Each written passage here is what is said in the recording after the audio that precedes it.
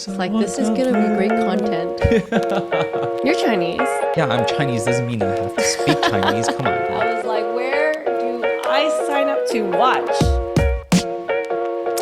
Okay, this week we're going to be talking about our impromptu competition that we just applied to, and it was a very interesting experience altogether. It was new, and it was a unique experience, and the best part was just watching it.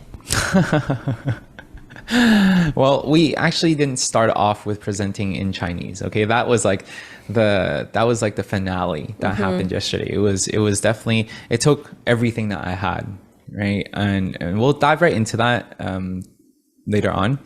But let's just start off with sharing about how we even got to that point. We presented in front of some Shanghai government official. I didn't even know that. Yeah, which is really cool because like the whole boardroom was just like an environment that I'm like, oh wow, this is like government feel to it, which is really interesting.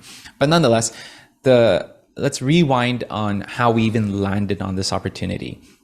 It was actually an opportunity to win $400,000 in grant. What that means is that it's free money for you with no equity investment whatsoever.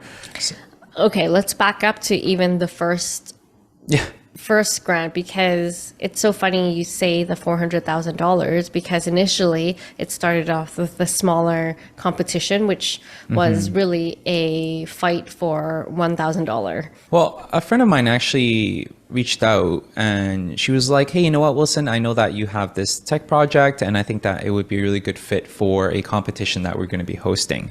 And I'm like, I didn't really think too much of it. I just know that it was in Vancouver. The prize pot was top prize was $1,000. So I'm like, oh, you know what? I didn't really think too much of it. But knowing the fact that it was in Vancouver, it was something that a friend referred me. So I'm like, hey, you know what? It doesn't hurt to check it out and see what's up. And at the same time, really give an opportunity for us to tighten up the pitch. Like, you know those moments when you invite your friends over, and those are the times when you clean and like you tighten things up because you got to be like, okay, making sure that you're not a mess.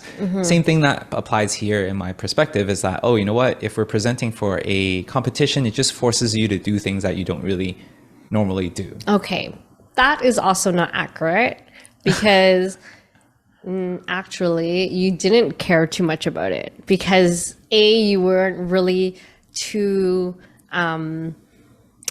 excited about it because it was small scale and you didn't really know who these investors was. I think you looked at it more of like 100% yes, I'm going to do it.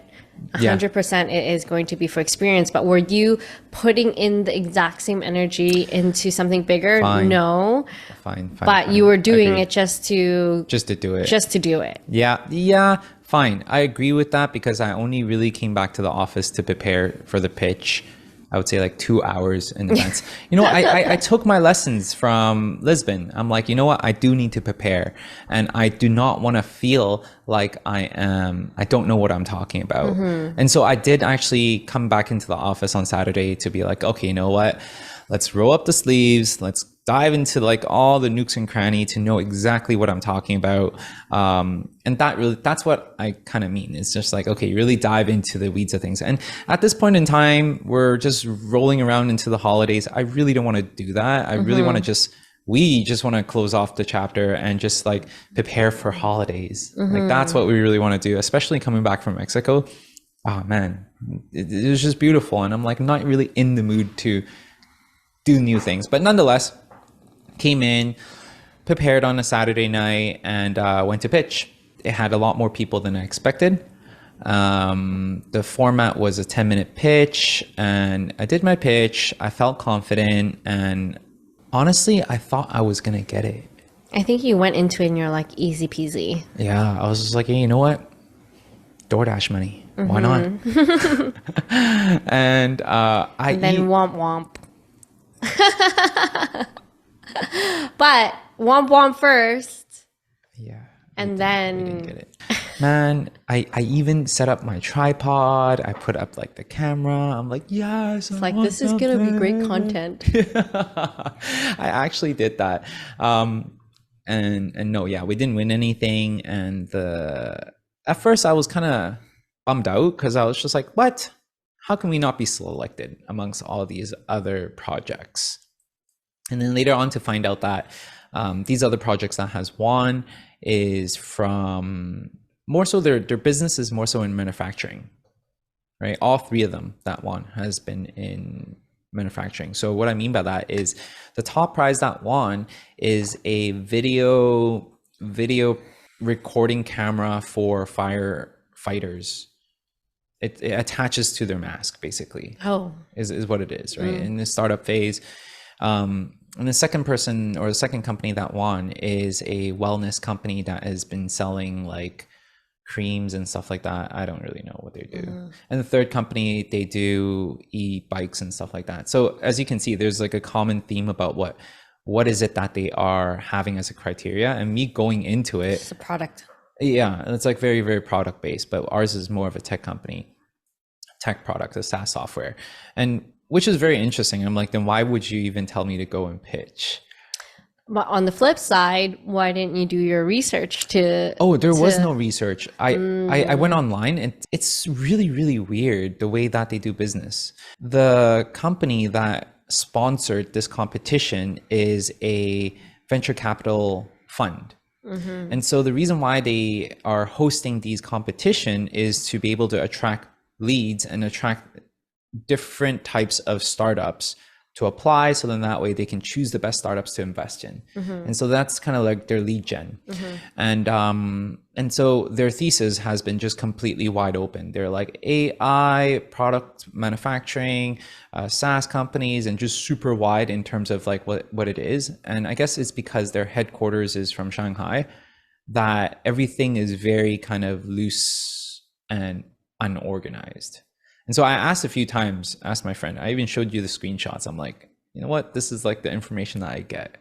So anyways, didn't think too much of it. And I think that a big lesson that I've learned from there is that just because you don't win or just because you don't get recognized does not mean your stuff is not good and does not mean that you're not doing the right things. And we talked about that night.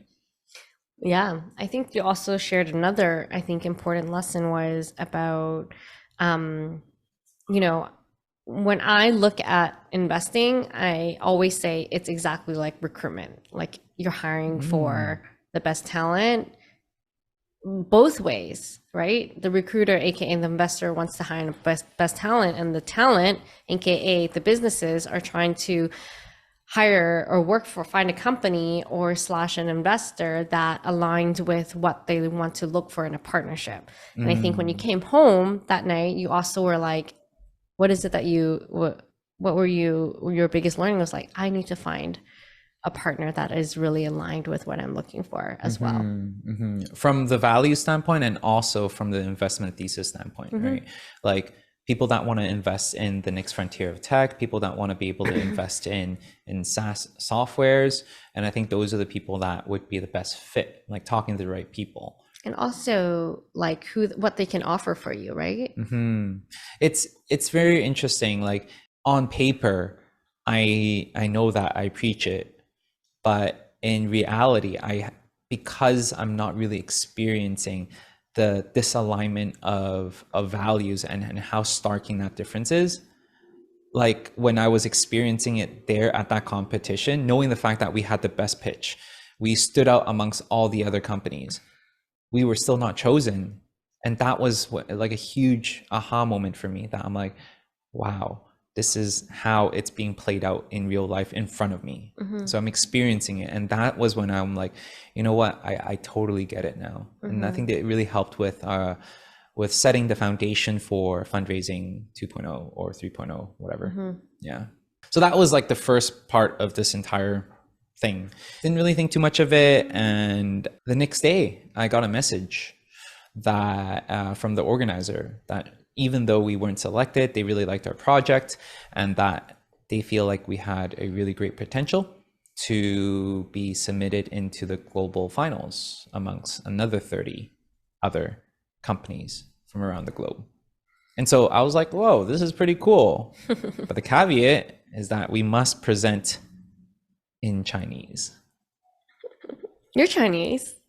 Yeah, I'm Chinese doesn't mean I have to speak Chinese. Come on. I speak That Cantonese. was the best part. I was like, where do I sign up to watch? You didn't watch. I couldn't watch. I had a conflict. But I was there to listen to you practice, and that was already the best thing I could expose myself to. Oh my goodness. Well, like right away, you still said yes.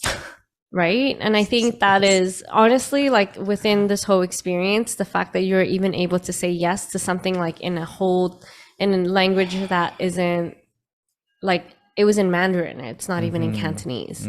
So that was in itself was challenging. And the fact that you were able to say yes, roll up your sleeves, and then just go and do it to try and get it done. I applaud you for it. Good job. Thank you. I applaud myself too. And by the way, huge shout out to Alex.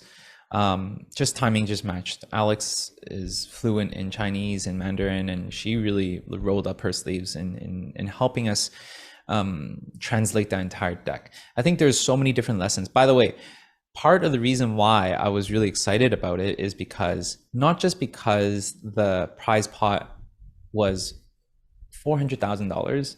Non-dilutive. That's huge. The second prize is $200,000, and the third prize is $100,000. I'm like, you can't. There's nothing to lose. No lose. Yeah. There's nothing to lose. Is really what it is, right? And so suddenly you went from not caring and giving two shits about it to being like, oh my God, we need to get this done. We gotta get the attitude done. Yeah. changed right away. And you know what? There's so many things that was so out of the norm for me that I'm like, is this real? Is this not real? I'm so confused because they were asking for my university certificate. Yeah.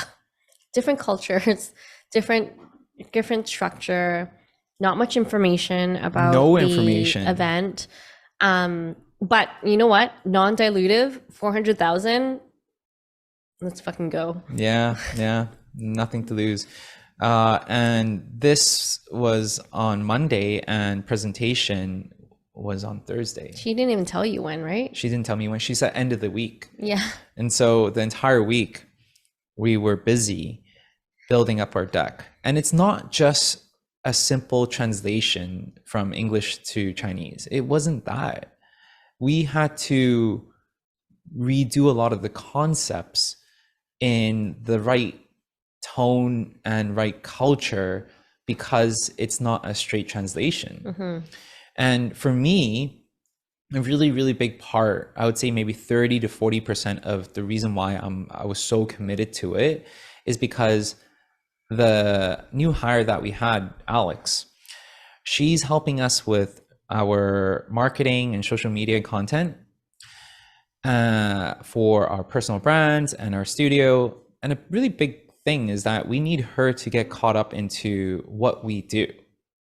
And it's a very hard concept to just share and be like, hey, this is what we do. You really got to be able to dive into the weeds and really understand. Especially for someone who has no experience in this kind of technology space. So totally. It was a good onboarding experience for her. It's like a crash course. Yeah. We were basically sitting in the office just going through every single concept and diving into it in and out and translating from English to Chinese. And in order for that to happen, she really needs to be able to understand each one of the concepts really, really well. And at the same time, she really needs to be able to dive into our background a little bit more because that's what we're pitching as well. And so I think within like 3 days, we were able to have a very, very good idea of what we do and translate it into entire deck into Chinese, even till the very last minute. And also because I don't speak Mandarin, I truly don't. My only experience of Mandarin is like 14, 15 years ago when I was doing banking. Oh. right, at HSBC, and I had to like sell the aunties on like, you know, GICs and term deposits and stuff like that. That was one area that I really needed to sharpen up my Mandarin. And the second one is every time I go back to China to buy inventory, those are the moments that I need to speak Chinese, right? But aside from that, I really don't need to, right? And even when I'm there for those two purposes, I only learn the jargons within those kind of like things I need to say. And it's like on repeat, that's it, right? And haven't gone back to China in the last, 5-6 years now, since COVID. And before that, I was ordering online already. So yeah, it's been a huge challenge. And what ended up happening is I had to like Google translate everything and put the pinyin right underneath those words, and just went word by word on my entire pitch. Yeah, this guy, all I heard was Google voice or that robot woman voice. Da-na-na-na. Yeah, I don't even want to try. But it was funny. And it's like the concept of metaverse. It's like, how do you say it in Chinese? Like, I know. 虚拟家集. I'm like, to change that into real life value, like how? And also, like, it's so, I'm curious how Alex even did it, because there's a big component of when you're putting in the pitch. Like, I spent so much time on the right copy and the right wording. So it's so hard, and you did that all in 3 days in a different language, rehearsed it, and then pitched it. Yeah, and the pitch went horrible. I'm not even gonna sugarcoat it. It was horrible. I, with all the pinging and everything, and then like when I'm there in front of like it was presented through Zoom, and I was in front of all the government officials. You can tell they're government officials just by the Zoom. And when I was in, the first word that they said was, "You can begin." And I'm like, can I screen? You should have raised the flag. Like, can I should I screen share? And then they would be like, "Please begin immediately." And I'm like, holy crap, man. Oh my gosh. Like, it was so intimidating. Yeah. And then I'm like, oh my goodness. And then automatically it was like, oh man, I knew I had to throw everything out of the window, where I'm like, I can't just pinging the entire thing. And I was just like, just went at it, and very little engagement. And yeah, I just flew by it and just like, just did it. And after doing it, you messed up, and that it's not good. Okay. There's two things when you know. Number one is when they have no questions. That's when they're like, stop wasting my time. Let's just move on. They don't want to be mean and stuff like that. That is the first sign that you've really messed up. The second sign that you messed up is when they tell you messed up. And then the guy was just like, did you know that blockchain is actually banned in China? And that was a moment when I'm like, FML, like why were we chosen to be submitted up to this level? Did you ever ask the girl? Yeah, I did. I talked to her last night. And were you like, I'm like, why? She was really, really nice. She actually went into the presentation with me, to help me translate, supposedly. And she was just like, oh, it was really weird when they said that blockchain is banned in China, and yet my team didn't catch it. And I'm like, I don't know. And then so when the official was telling me about how in China blockchain is actually banned. So how does this platform work without it? Like, how does it work? It's a blockchain loyalty platform. And luckily I knew how to say, I'm like, you know what? Our platform is posed to be ready to be integrated into blockchain if and when ready.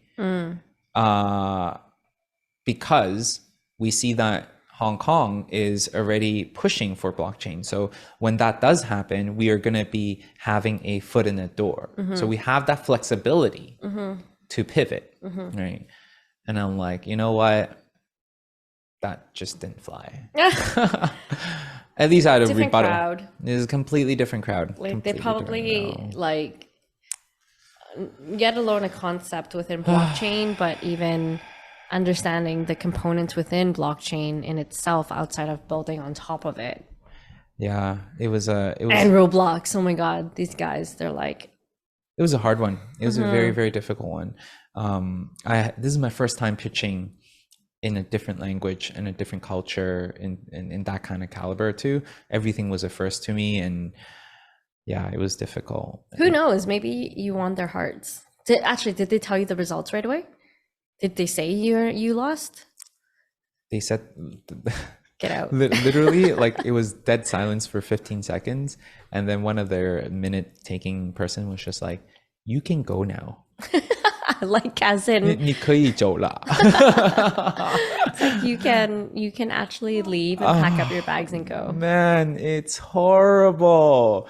And then right after, you know, those moments when you feel like, oh man, it was one of those you've eaten shit moment that afterwards I was just like completely defeated, drained and everything. And Alex was right there watching me pitch, and she was like, "Hey, how do you feel?"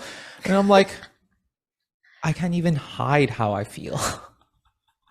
There's no reason to hide, but I think it does. You do need time to decompress. You do need time to kind of just like let it all out and just kind of like be in it, and just let yourself like be in it for a bit.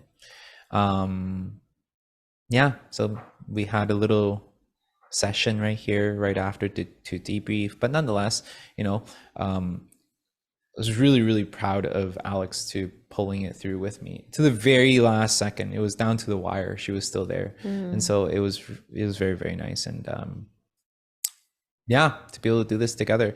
I think the biggest lesson really is not really looking at the result of what it yields. Like I think the prize, whatever the case may be, is irrelevant. Through this experience, there was so many gains for us as a team.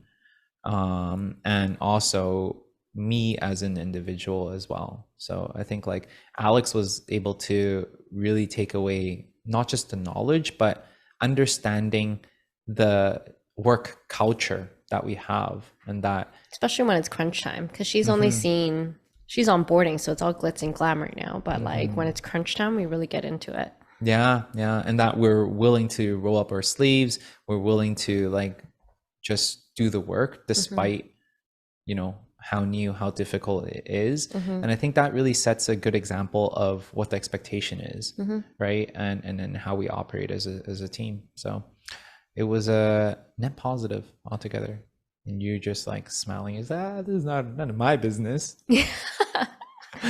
Yeah 100%. yeah, That's great. I'm proud of you. thank you. That's now over and done with, and we are ready to wrap up for the year, hopefully. Yeah, if you'd let me leave. Still quite a bit of proposals to do, lots of opportunities to prepare for 2024. Yeah, so that's pretty much it. I think that Jordy and Weston has been incredibly cute, and We had Weston's second birthday.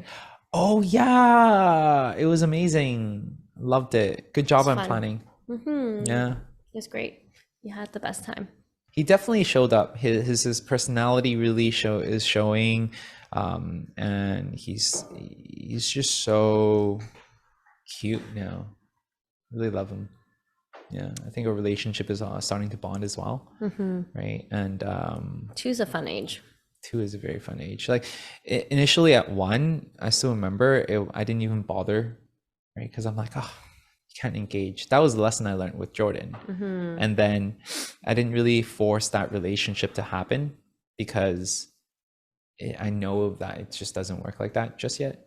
But I think we were very lucky that we get to have a second chance on like really savoring and cherishing these moments at such a beautiful age of them. Yeah, it's beautiful. Yeah. Make sure you guys continue to follow along the journey. Make sure you guys subscribe. And in the new year, we're going to have a new format because now we have Alex. So that's really exciting. A lot of things and a lot of discussions on how we can better do this podcast, how we can better amplify the message that we want to share. And, you know, the first 10 episodes that we've been recording is just us talking to the void. Of Just nothing. each other. To each other. As if we don't talk to each other enough. Just only at home and in the office, and now we have to do it on mic. But you know what? Why not? But it's great practice. I think it was a good warm up to get us into the flow, and 2024 is going to be a banger. All right. All right, awesome. I'll see you guys. Peace.